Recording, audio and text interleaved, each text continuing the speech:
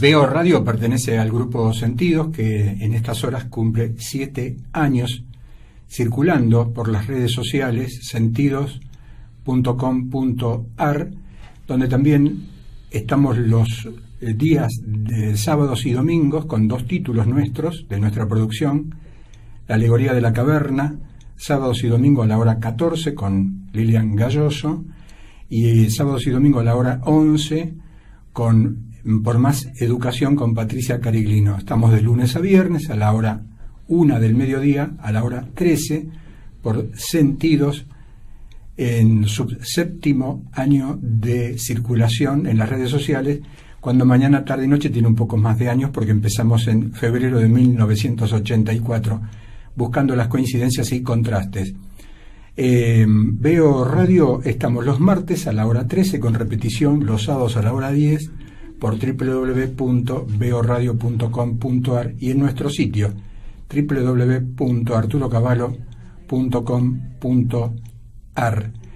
Y en breve nos van a ver y a escuchar por coopradio.com.ar. Mientras tanto, es un portal de noticias dedicado al cooperativismo y a las mutuales, que invitamos a que se sumen.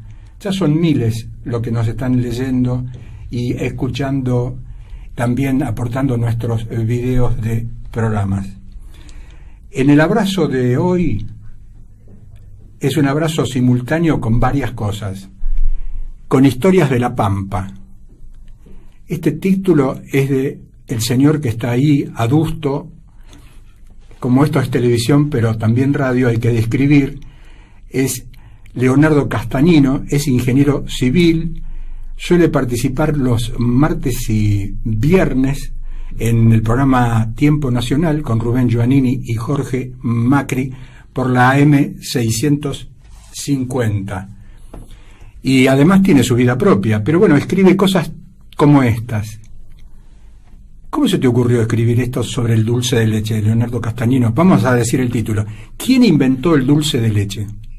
Bueno, eso fue porque yo participaba muchas veces en un foro, en foros, entonces puse un poco un chiste, un poco en broma, quién inventó el dulce de leche, como un post, digamos. Entonces se armó una discusión entre distintos foristas.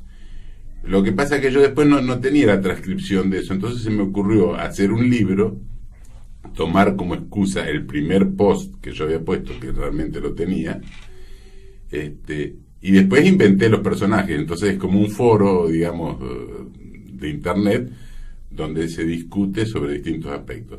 La excusa es el dulce de leche, y doy más o menos la historia del dulce de leche, pero después voy salteando otros temas, como por ejemplo el revuelto Gramajo, que lo inventó el coronel Artemio Gramajo, que era el ayudante de Roca.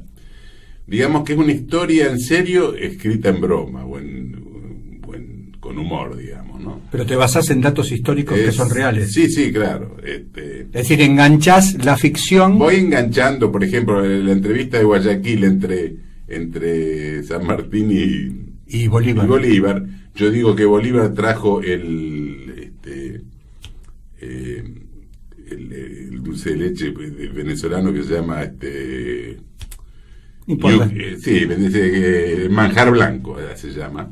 Entonces San Martín le ganó porque dijo, no, eso es una porquería, este es mejor, y sacó el dulce de leche y entonces después pongo que se volvió a Mendoza porque iba a poner una fábrica a medias con O'Higgins, qué sé yo. Digamos, hago una historia con hechos reales, una historia en broma, pero sobre hechos reales y cosas que a veces son curiosidad que la gente no conoce. Por ejemplo, la milanesa napolitana, que todos creen que se hizo en Milán, el otro dice no, pero en Nápoles le pusieron el queso. La hicieron acá en un bar que se llamaba Bar Nápoli, que estaba frente al Luna Park. Y un día se le quemó la última milanesa que tenía, se le quemó un poquito, entonces para salir del paso le dijo al cocinero, ponele un poquito de salsa de tomate y queso, y se la dieron a uno que siempre iba como un plato nuevo, un plato especial, digamos. Qué buena, ¿qué comida es esta? Sí, una milanesa napolitana, y de ahí quedó la denominación. Entonces en el libro voy salteando distintas historias, algunas me lo han ponderado incluso docentes, así, porque he dicho, es una forma de que los chicos se enganchen con la historia, ¿no? ¿Y qué contás de Rosas con respecto al dulce de leche? Bueno, digo, porque hay una historia bastante, una especie de leyenda o mito popular que dice que, o creencia popular, que el dulce de leche lo inventó, salió de casualidad porque Rosas le había mandado a preparar mate a una mulata, y entonces se olvidó y revolvió tanto el dulce de leche que salió dulce de leche. Y yo en el libro les digo, pero eso es poco probable, porque cualquiera sabe que para hacer un buen dulce de leche necesitas 2 horas, y el restaurador no va a estar 2 horas esperando que le traigan el mate. Además, digo, la leche en esa época era escasa, porque las vacas de la Pampa no eran tan liberales como las vacas holandesas actuales para que dejen sacarse tanta leche. Además, el restaurador no tomaba mate amargo, no iba a tomar mate dulce y encima de leche. Entonces, eso fue lo primero que yo puse como broma, digamos, ¿no? Entonces después saltó, en el libro, así en el personaje, salta un uruguayo y dice, no, lo inventaron en el sitio de Montevideo porque se habían quedado sin leche, entonces Urquiza les contrabandeaba leche, entonces, en fin, es como Después hablo también de, por ejemplo, de Gaspar Rodríguez de Francia con Bonpland, una serie, digamos, voy saltando distintos temas con la excusa de esa, ¿no? Es decir, el hilo conductor es el dulce de leche. Claro, y con la participación entre ficción e histórico de personajes de claro, la historia. Porque en realidad a mí me pareció atractivo como título y como desarrollo. Claro. Porque el dulce de leche incluso se conocía en España, e incluso dice que los árabes ya lo conocían. Ajá. Con distintos nombres o distintos, por ejemplo, ahora se le agrega bicarbonato para que quede más oscuro. Por eso en Venezuela le decían manjar blanco, porque era un poquito más claro. En Colombia creo que le dicen cajeta, porque lo repartían en unas cajitas creo que de madera o cartón, y ese era el nombre que usaban. Pero se ve que era conocido, no es el invento, no es como la virome que sí le inventaron acá, ¿no? ¿Quién inventó el dulce de leche? Debate histórico, Leonardo Castagnino. ¿A qué otros personajes incorporaste en este libro? Bueno, no recuerdo, está Bonpland, Lavalle, hay muchos personajes de la historia, Sarmiento, en fin, discuten, Rivadavia. Cuando recién mencionaste a San Martín y O'Higgins, el título de este programa es Abrazos, mañana, tarde y noche, uniendo nuestro programa desde febrero de 1984 con esto de el abrazo que siempre hacemos y recalcamos. Vos frecuentás lo histórico y acá mostramos en pantalla también otro libro. ¿Qué es este libro? Explícalo. Bueno, ese libro es porque yo tengo una página de internet que se llama lagaceta.com.ar con Z. Repetilo. lagaceta.com.ar con Z. Con Z. Y si no, puede ser lagacetafederal.com.ar, entra al mismo, está dirigida al mismo sitio. Y tenés tu propio Facebook, Leonardo Castagnino. Sí, y de ahí hay un grupo incluso de discusión. Entonces yo empecé a levantar artículos ahí en la página esta, y muchos me decían, ¿dónde los puedo conseguir? Que yo, en fin, entonces, ¿qué pasó? Hice una recopilación de los artículos principales referidos a la personalidad de Juan Manuel de Rosas, sobre todo la personalidad de él, y publiqué aquel primer libro que se llama Sombras y Verdades, que el subtítulo se debe a que Rosas dijo, llegará el día en que se disipen las sombras y queden las verdades, en fin, entonces por eso lo llamé así. El segundo libro, en cambio, el sobre Rosas, vendría a ser un poco la segunda parte, un poco más dirigida a la parte de su acción de gobierno, el asesinato de Quiroga, cómo los descubre él, después de Vuelta Obligado, Tonelero, en fin, una serie digamos que completa al primero, ¿no? ¿Y Guerra del Paraguay? Bueno, Guerra del Paraguay, yo me empezó a interesar la Guerra del Paraguay porque yo estuve trabajando en Iguazú, en el puente Argentina-Brasil, estoy hablando del año 80 y pico, y ahí conseguí un libro, quería aprender portugués, entonces conseguí un libro Paraguay, en portugués, escrito sobre la guerra Paraguay. Y digo, pucha, me parece interesante esto porque en realidad vos viste que acá se ha ocultado la historia, o se ha tergiversado o se ha ocultado. Vos a muchos de preguntar no saben ni qué era la Triple Alianza. Entonces ahí empecé a investigar, y además de eso, Rosas tiene bastante que ver con Paraguay, con Gaspar Rodríguez de Francia, con Carlos López y con Antonio López, con Francisco Solano López, con los tres. Si bien no se conocieron personalmente, tuvieron a tal punto que yo digo que la línea federal es Gaspar Rodríguez de Francia, Artigas y Rosas. Entonces, bueno, empecé a investigar sobre la historia de Paraguay, específicamente de la guerra, tanto los antecedentes como todo el desarrollo de la guerra en sí, e incluso algunas consecuencias que tuvo. Y además de eso lo relacioné con Artigas, porque Artigas también tuvo mucha relación. Artigas formó la Liga de los Pueblos Libres y quería que Paraguay se integre, pero Gaspar Rodríguez de Francia, que era un poco, digamos, bastante desconfiado, decía no, porque Artigas es un hombre de abajo, como que por Buenos Aires, entonces desconfiaba, y si bien no se enfrentaron, no aceptaba, digamos, hasta que finalmente Francisco Ramírez lo traiciona a Artigas, se enfrentan, pinchados por Buenos Aires, ¿no? Entonces Artigas es vencido y se exilia en Paraguay. Y con Rosas tiene bastante relación también, porque no sé si hay tiempo para contarlo, resumirlo. Sí, sintetizarlo y que vamos y después continuamos en el próximo bloque. Francia, Gaspar Rodríguez de Francia, después de la Revolución de 1810 acá, que Buenos Aires los quisieron por la fuerza, digamos, que se adhieran a la revolución, porque Paraguay no se había adherido, envían a la expedición de Belgrano. A raíz de eso, bueno, ganan los paraguayos en Paraguarí y Tacuarí.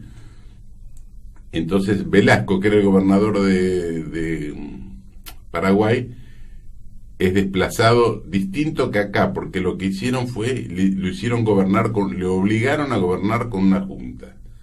Y después lo desplazaron porque les descubrieron algunas cartas confidenciales con los brasileños. Entonces queda como hombre fuerte de esa junta de tres, queda Gaspar Rodríguez de Francia, que le propone a Buenos Aires hacer una confederación de provincias autónomas. Por eso yo digo que fue el primero que propuso la federación. Incluso era admirador de Benjamin Franklin, tenía un retrato de él, en fin. Buenos Aires no se lo niega explícitamente, pero digamos le empieza a hacer boicot, le sube impuestos, le incauta algunos buques, le empieza a presionar. Entonces Paraguay se aísla completamente. ¿Y Rosas qué hace cuando asume Rosas muchos años después? Manda a un emisario que se llamaba Arocena y le dice, no se sabe qué hablaron porque fue una reunión de ellos dos y en secreta, puerta cerrada, pero por lo que pasó después se deduce que lo que le propuso a Arocena fue: ni nosotros vamos a incorporar Paraguay por la fuerza, ni ustedes insistan con la separación. Y fue así hasta 1840, que murió Gaspar Rodríguez de Francia. Después vino Carlos López a pedir la separación, ¿no? Que Rosas se lo negó. Estamos en Abrazos, mañana, tarde y noche, y continuamos con Leonardo Castañino.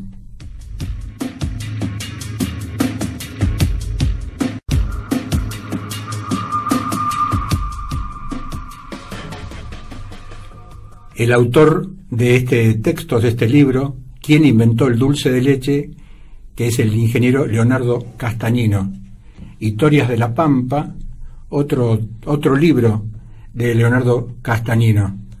Juan Manuel de Rosas, La Ley y el Orden. Juan Manuel de Rosas, Sombras y Verdades, y Guerra del Paraguay, que tiene que ver con un viaje que hiciste hace pocos días, ¿no, Leonardo Castañino? Sí, Paraguay. Me invitaron de Paraguay y di una charla ahí en el Cabildo, refiriéndome a los antecedentes de la guerra, que es lo más interesante en el caso de ellos, porque claro, ellos la historia de las batallas, entonces la conocen, pero por ahí las causas me parecía que era podíamos tener una visión un poco, o sea, la visión del lado mío, digamos, y con el de ellos podía haber distintas puntos de vista. En general coincidimos bien, en lo que a lo mejor no queda muy hay alguna diferencia, pero por lo menos muchos de ellos me lo reconocieron y dijeron que lo estaban viendo de distinta forma, es con respecto a Rosas, porque en Paraguay hay bastante, o había bastante malestar, digamos, así como un resquemor contra Rosas, porque cuando muere Gaspar Rodríguez de Francia, asume Carlos López, y en 1842 pide la separación o la independencia de Paraguay. Brasil, por supuesto, se la acepta enseguida, porque, claro, estaba segregando una parte de las Provincias Unidas. En cambio, Rosas se lo niega, no le reconoce la separación, y para mí de buena, inteligentemente le dice que no, porque en una nota formal le dice que bueno, lo que le dicen en la nota formal le dice que en este momento no lo puede reconocer, porque eso lo tienen que reconocer entre todas las provincias de la Confederación, y que ahora están en guerra contra los franceses, etcétera, que cuando se unan iban a ver, dice, porque yo soy el representante de las relaciones exteriores, pero no puedo determinar por las otras provincias. Eso es más o menos lo que le dice en la nota formal. Pero en una nota aparte le dice, si nos separamos, dice, nos vamos a debilitar nosotros y ustedes, y nos van a comer los brasileños. ¿Qué fue lo que pasó 20 años después? Dice, incluso se le va a llenar de logias y de extranjeros, dice, como nos pasa acá en Buenos Aires, que está lleno de iglesias protestantes y de extranjeros que no se les puede decir nada porque protestan ante su gobierno y tienen más más protección que o más derechos que los propios ciudadanos. Le dice una serie de cosas que para mí tenía razón. Por eso yo, cuando di lo de las causas de Cabildo, hice también esa relación. Y muchos no solo lo vieron, sino que algunos me han dicho, la verdad que yo había leído el libro suyo de Rosas, y dice, o incluso en el de Paraguay, que lo pongo, y dice, y la verdad que empecé a ver a Rosas de distinta forma, porque claro, una cosa es lo que cuentan, y otra cosa es los documentos. Los documentos, porque incluso en ese momento Carlos López se sintió muy molesto porque no le reconocía la independencia. Entonces hubo hasta una polémica pública en un diario paraguayo que se llamaba El Paraguayo Independiente, creo, y que tuvo una polémica con los periódicos de acá. Pero para mí Rosas tuvo razón, le vaticinó lo que le iban a pasar, que era la destrucción Y después con Solano López comete otro error ahí, porque cuando se enfrentan Urquiza y Mitre en Cepeda, Urquiza gana y sitia Buenos Aires, y Francisco Solano López, el hijo de Carlos, hace de mediador y los hace unir, que son precisamente los que después van a ir a destruir Paraguay. Y Rosas, durante la guerra, él estaba, digamos, a favor de Paraguay. Él comprendía que, a tal punto que le dona el sable de él, en el testamento, le dona el sable de él a Solano López. Que algunos unitarios por ahí dicen, sí, dice Rosas, San Martín le dio el sable a Rosas y Rosas se lo regaló a Solano López. No, lo que le regaló el sable de él. El propio, claro. El propio, el de San Martín lo quedó de él, incluso lo donaron, ahora creo que está en el Museo Nacional, pero lo que le donó fue el sable de la diplomacia, dijo. En cambio el otro era el sable el sable libertador, el de San Martín. Así que bueno, yo pienso que Rosas le reconoció a Paraguay, a pesar de que Paraguay había tenido unas actitudes un poco esquivas con Rosas incluso. Por ejemplo, cuando se levanta una revolución en Corrientes, Carlos López le manda al hijo de él, que era Francisco Solano López, con 10.000 hombres, que no alcanzan a entrar en batalla, porque Rosas le dice, como los paraguayos se retiraron, le dice a Urquiza, no cruce el río, no lo dejó. Porque Rosas nunca atacó ningún país vecino, ni siquiera provincia invadió. Vos fíjate que cuando se levantan la Liga del Norte, que era con Paz, Lavalle y La Madrid, Rosas manda un ejército, y el jefe del ejército era Oribe, ni siquiera el jefe de Buenos Aires, un jefe neutro, digamos, ¿no? Y cuando hay la guerra, por ejemplo, Argentina contra la Confederación Peruano-Argentina, peruano-boliviana contra Argentina y Chile, Argentina termina vencedora.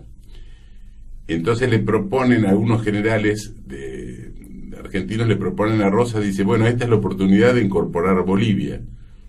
Y Rosas, en una carta que le escribe a Pacheco, que era el jefe del ejército, le dice, eso no va a suceder mientras yo esté en el gobierno, dice, porque sería aprovecharnos de un país en desgracia, de un país hermano en desgracia. Dice, dejemos que se organicen y después invitémoslos a formar parte de la Confederación. O sea que, vos fíjate cómo se tergiversa la historia. Rosas era el invasor, el tirano, pero vos lees los hechos reales y son completamente distintos. Leonardo Castagnino, en esta variedad de títulos de tus libros, ¿Quién inventó el dulce de leche?, Historias de la Pampa, Guerra del Paraguay, lo que estás contando sobre Rosas, también, y como ingeniero civil y que participás martes y viernes en el programa de Rubén Giovannini y Jorge Macri por la M650, en un programa que va todos los días, de lunes a viernes a las 19, ¿qué tenés para contar al que nos está mirando, el que nos está escuchando, en aquellas cosas que en la intimidad nos abasteces a lo que somos tus amigos y tus contactos de material sobre la salud? Vos me querés mandar preso. En esta variedad de... Yo te iba a decir, en el libro de Historia de la Pampa, porque yo me crié en el campo, digamos, ¿no? Íbamos al colegio una vez por día, pero me crié en el campo. Entonces, precisamente hice ese libro, porque son todas anécdotas del campo, algunas del colegio, etcétera. Y cuento algunas anécdotas curiosas, ¿no? Que aprovecho a describir lo que era la vida en los campos en aquellos tiempos. Por ejemplo, ahí cuento una historia que siempre contaba mi madre, en un baile del pueblo donde se juntaban se mezclaban, digamos, los paisanos con los más instruidos, etcétera. Entonces estaba mi madre con mi padre y dos hermanos de ellos y una hermana que y se había adherido a la mesa un chacarero, un vecino que se conocía, rústico, digamos, ¿no? Entonces, claro, imagínate, estaban hablando de mitología griega, ¿viste? El paisano por ahí dice que miraba la pista de baile, que yo por ahí medio quería escuchar algo, ¿no? Entonces, era en Catrilón, el pueblo que era mi familia. Entonces, en un momento dado, dice que mi madre dijo, porque Zeus, dice que tenía alas en la espalda y en los talones, y el paisano interviene y dice, ¿es de Catriló? Entonces, cuento algunas anécdotas de esas. Y cuento también algunas anécdotas, por ejemplo, de rastreadores que he vivido yo mismo, gente que rastreaba, como rastreaban los animales en el oeste de La Pampa, etcétera. Y en base a eso también, bueno, es lo que vos decías, lo de la salud. Yo a veces relaciono la salud con la naturaleza, ¿no? Porque creo que el hombre, claro, ser racional es bueno, la ciencia, todo, ¿no? Pero a veces te deforma un poco la naturaleza, que es sabia.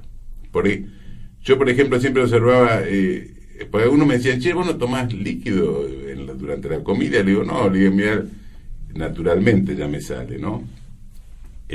Los animales siempre primero comen y después toman líquido. Después yo veía los animales, por ejemplo, ¿por qué comen pasto? Porque el perro es carnívoro, a veces, sin embargo, a veces come pasto, porque instintivamente busca ciertas vitaminas o sustancias que le faltan. Vos, por ejemplo, a un loro le das una manzana, ¿y qué hace? No la pela, le come no, primero la rompe y le come las pepitas de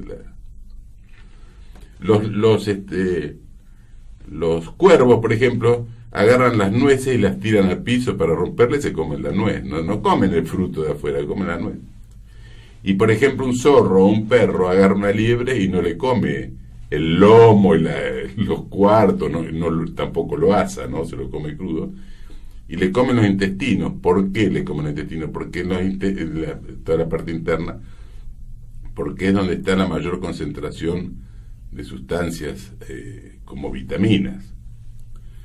Y a raíz de eso, por ejemplo, hay otro tema que es interesante, que lo he visto incluso en internet. Por ejemplo, hay muchas enfermedades que son producto de falta de vitaminas. Por ejemplo, el escorbuto, que morían, ¿viste?, en los barcos. ¿Por qué se morían? Algunos estuvieron años y décadas buscando a ver si la bacteria, si la infección, si el agua, que hiervan el agua y no la hiervan. ¿Qué era? Falta de vitamina C. ¿Y cómo se descubrió? Porque unos indios, no sé si fue en Estados Unidos, donde en las costas, me dijeron, no, con esto se curan, y le dieron unas semillas o hojas de pino y comieron. Los indios no sabían ni qué tenía, pero sabían que le curaba el escorbuto, porque es una planta muy rica en vitamina C. Entonces después no les creyeron, en fin, pero después de varias décadas empezaron a darle limones a los marineros y listo, se acabó el escorbuto. Y por ejemplo el cáncer, yo creo que tiene bastante que ver también con la vitamina B17. Por ejemplo, hay una tribu de una etnia de Pakistán o Himalaya por ahí, que además de ser muy longevos, nunca, dice que no se conoce prácticamente, o no se conoce ninguno, gente que haya tenido cáncer. Y vos fijate qué notable que la dieta de esta etnia son los carozos de las pepitas de Damasco, que en España, ¿cómo es que le dicen? Bueno, tienen otro nombre, ¿no? Acá le decimos pepita de Damasco, allá es albaricoque. Y que incluso lo usan como moneda, porque no tienen moneda, entonces como se ve intercambio, usan las semillas de albaricoque y además las consumen. Y es la pepita que más vitamina B17 tiene. Y la semilla de manzana también, por eso el loro se la comen, no porque por gusto, ¿no? Estas clases que tienen que ver con la historia de campo en Catriló, en su libro Historia de Campo, de Historias de la Pampa, de Leonardo Castañino, y la continuamos después del recorrido publicitario.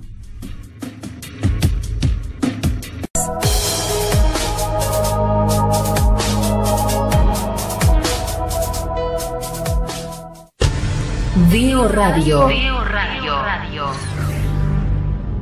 La mayoría de las personas piensan en lo que no desean y se preguntan por qué les sigue pasando una y otra vez.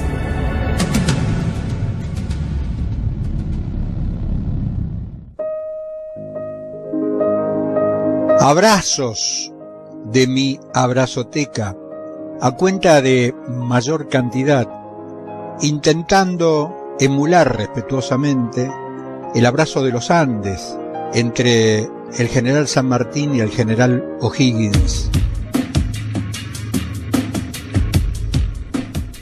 Abrazos mañana, tarde y noche. Nosotros te escuchamos a vos en el 011-4682-4371. Hay un minuto para dejar el mensaje en cualquier momento del día y cualquier día. Nosotros te leemos a vos en arturocavallo@hotmail.com.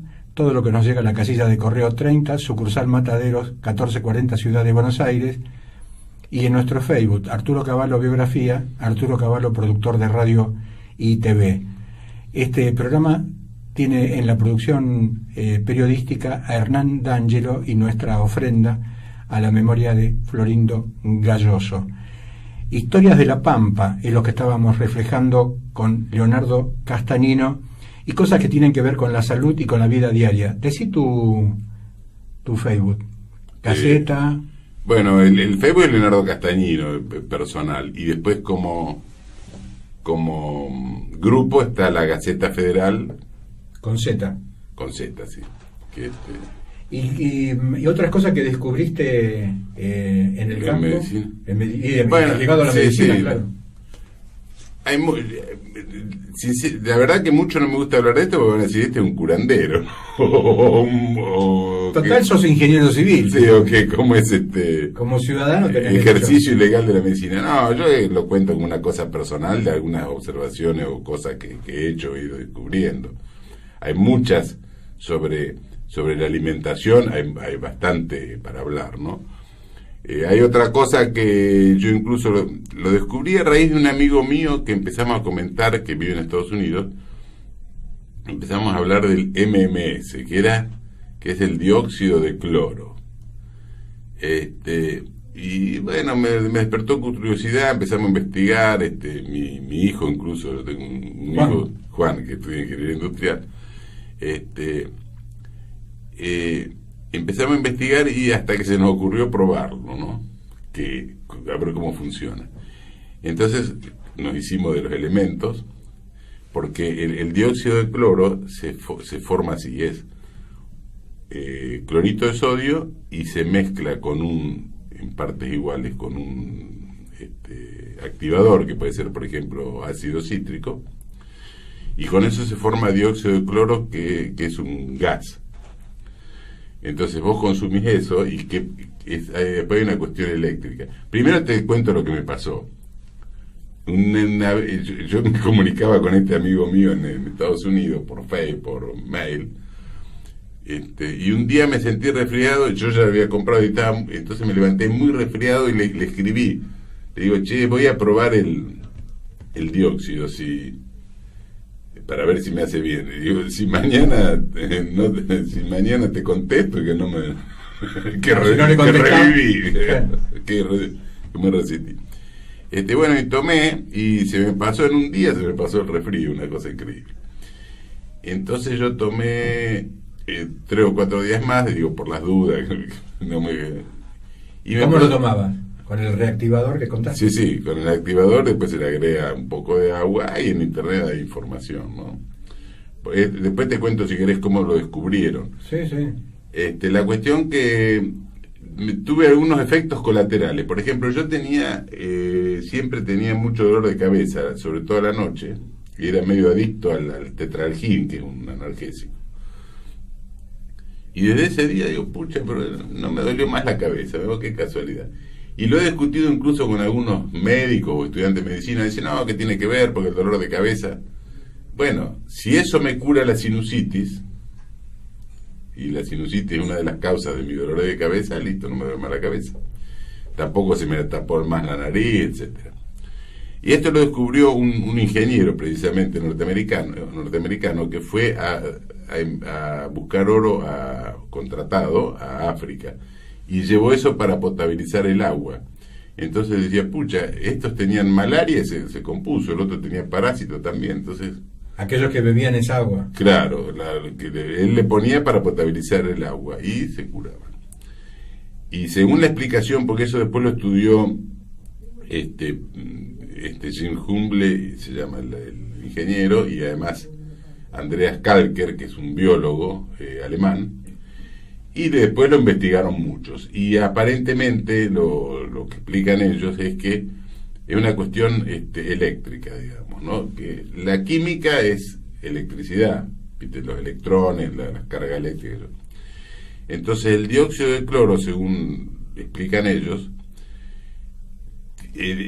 cuando encuentra una bacteria o un virus o un material extraño en el cuerpo, le cede un electrón y lo elimina, digamos, ¿no? Y al cederle un electrón, el dióxido de cloro se transforma en sal y agua y lo eliminas naturalmente. Eso, digamos, sería básicamente el proceso.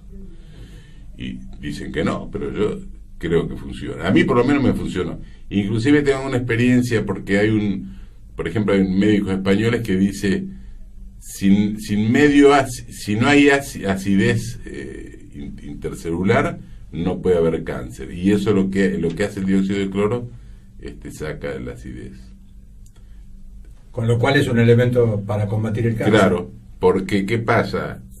Según lo que yo escuché, yo no soy médico, pero según lo que escuché a estos médicos que investigaron, es que alrededor de las células, en el líquido que hay alrededor de las células, se van acumulando toxinas que el cuerpo no alcanza a eliminar, porque el cuerpo en definitiva es como si un coche, un filtro de aceite te filtra cuando el hígado te empieza a funcionar mal, la respiración o la transpiración, que es como el cuerpo elimina las toxinas, cuando empieza a funcionar mal o vos le metés demasiadas toxinas, entonces se empieza a formar acumular toxinas ahí alrededor de la célula. Entonces la célula se ve obligada a mutar. Ahora, si vos tomas algo que te elimine las toxinas, listo, la célula o muere o vuelve a ser como antes. Esa es la explicación que dan. No quiero decir que sea cierta, porque van a venir los de la Facultad de Medicina a pelearme, pero bueno, eso es lo que yo escuché y yo conozco casos que le han dado resultados. El del durazno, por ejemplo, el del damasco, la explicación que dan en un video muy interesante que yo vi ahí varios médicos en internet, la explicación que dan es que por ejemplo, las células que durante el embarazo, en las primeras semanas se reproducen muchísimo. ¿Y por qué se reproducen muchísimo? Porque los glóbulos blancos no pueden, digamos, eliminarlas, aunque las vean diferentes, porque tienen como una enzima que tiene la misma carga eléctrica que el glóbulo blanco, entonces lo rechaza. ¿Por qué deja de suceder eso? Porque en el 8º mes de semana de embarazo, el páncreas empieza a funcionar y a producir vitamina B17, que le elimina la enzima que protege a esas células que se reproducen en forma irregular. Entonces se va aplacando el crecimiento desmedido del feto. Y lo mismo sucede con las células cancerígenas, por eso que no lo ataca cualquier remedio, pues están protegidas con una carga negativa que no. Y la vitamina B17 lo que hace es destruirle esa, pero no a las células normales que no tienen esa enzima, sino a las células cancerígenas. Esa es la aplicación que vi, desde ya claro que ni soy médico ni... No, pero viene bien porque vos sos testigo de lo que escuchaste por boca... De todos modos, por comer algunas pepitas de durazno nadie se va a intoxicar, así que si quieren probarlo... No, y además viene tu propia experiencia de transmisión oral de tu madre en Catriolán La Pampa, en Historias de La Pampa, en este libro que hiciste, que estabas describiendo en el bloque anterior. Claro. Y cuando en estos intercambios con tus colegas ingenieros de Estados Unidos, también no deja de ser divertido el hecho que quien está descubriendo eso tampoco es médico. Claro, él yo lo tomaba un poco en broma, ¿viste? Si sobreviví, si mañana te escribo porque sobreviví, pero esas cosas así, pero... Cuando hiciste mención al poder con respecto a tu libro La Guerra del Paraguay y toda esa época, existían las masonerías. Sí. Esas masonerías representaban intereses. Claro. Y además generaban su propia justicia. En Paraguay estaba prohibida la masonería. Y Paraguay además era el país más avanzado de América, porque tenía ferrocarriles, tenía telégrafo, fabricaban armas, municiones, fabricaban incluso barcos que cruzaban el Atlántico para llevar sus propios... por ahí compraban algún elemento, como por ejemplo la caldera o algunas cosas, ¿no? Pero en general eran fábrica de ellos.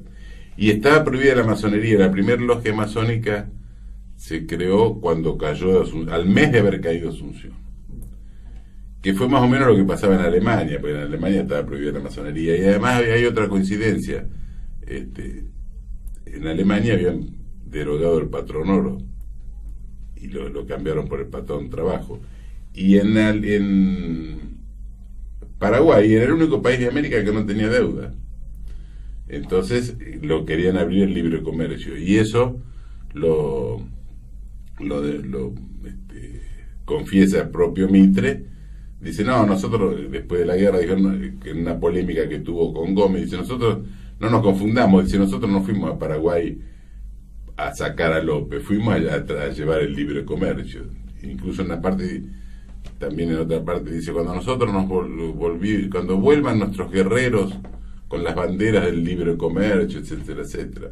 Incluso en una reunión de la masonería, agarrando un instrumento masónico, dice, estaba Sarmiento presente, dice, ¿quién es Sarmiento o yo? Dice, somos simples instrumentos como estos, dice, al servicio de extranjeros, etcétera, algo, o de otros poderes, algo así, dice, ¿no?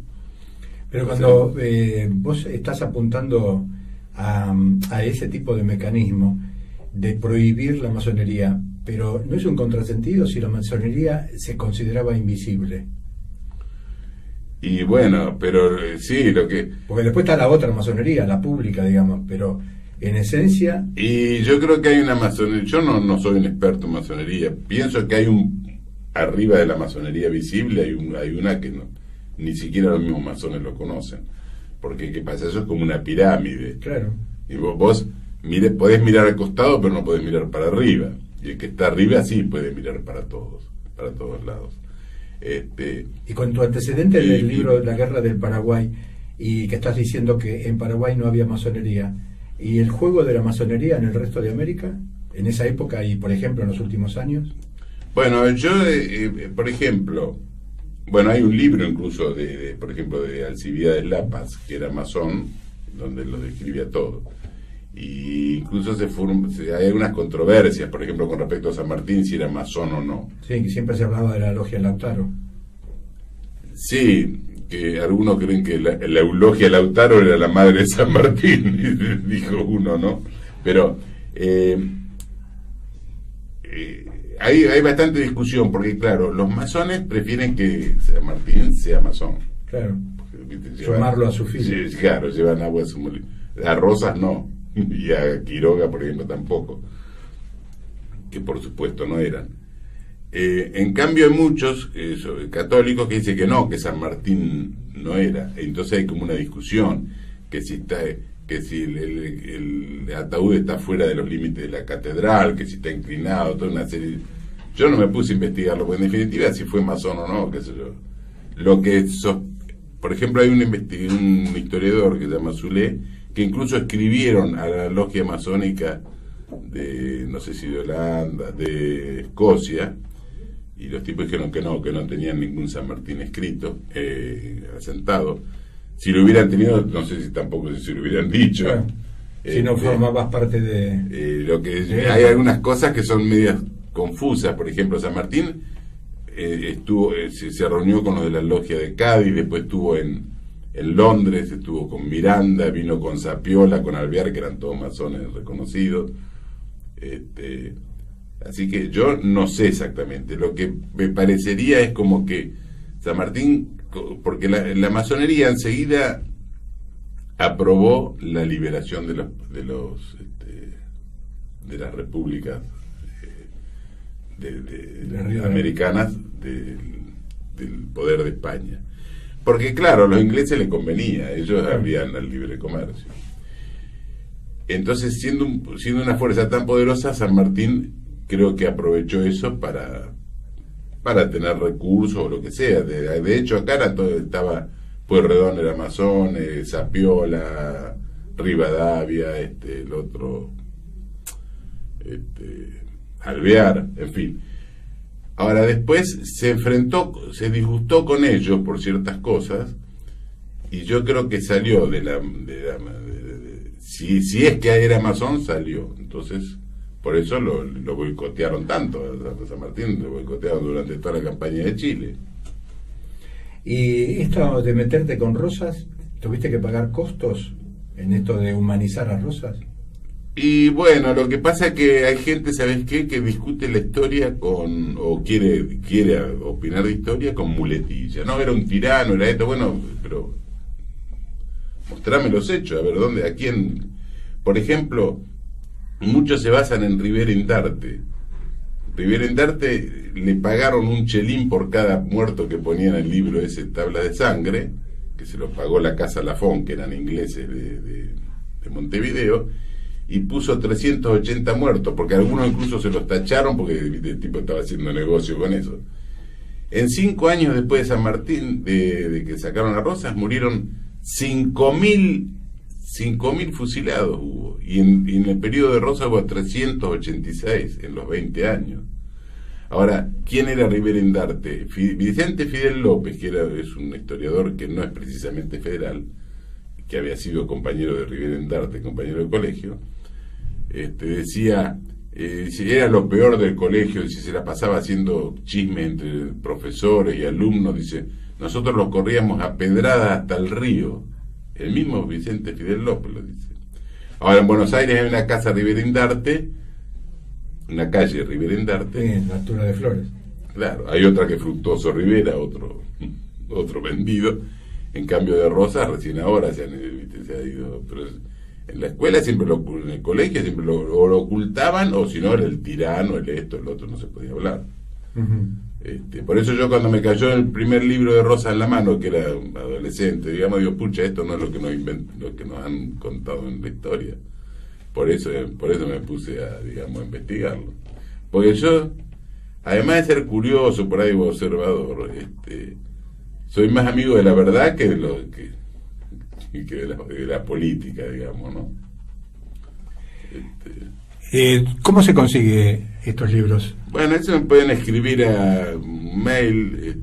En librerías hay, en algunas librerías, por ejemplo acá en el Libro Shop, que está en Santa Fe y Pueyrredón, sobre Santa Fe.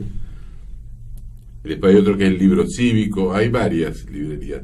No hay muchas porque me cuesta mucho distribuirlo, pero lo puede conseguir. Lo más fácil es, me escriben a info@lagaceta.com.ar o entran en la página y tienen los... Repetilo. Es www.lagaceta.com.ar, la Gaceta con Z, o si no, info@lagaceta.com.ar. ¿Quién inventó el dulce de leche? Leonardo Castagnino. Historias de la Pampa, Leonardo Castagnino. Guerra del Paraguay, la Triple Alianza contra los países del Plata, Leonardo Castagnino. Juan Manuel de Rosas, La Ley y el Orden, Leonardo Castagnino. Juan Manuel de Rosas, Sombras y Verdades, Leonardo Castagnino. Y también habló de medicina sin ser médico a partir de su historia en Catriló, en La Pampa. Es ingeniero civil, Leonardo Castagnino. Está los martes y viernes en el programa de Tiempo Nacional con Jorge Macri y Rubén Giovannini por AM 650. Y está el programa de lunes a viernes a las 19. Nuestro programa se repite los sábados a las 10 por www.beoradio.com.ar. Se emite de lunes a viernes a las 15 por la M690 K24 en radio, la K de Quilates, con la anuencia de Tomás Enrico, Carlos Pampillón y el aporte de los operadores Sebastián y Julio, en la emisora, entre otras, FMs y AMs de la Argentina, por Roteco Radio de Jorge Luis Castañeiras. Y nuestro máster, nuestro programa, sale por Veo Radio los martes a la hora 13 con la operación técnica de Alejandro Boeris.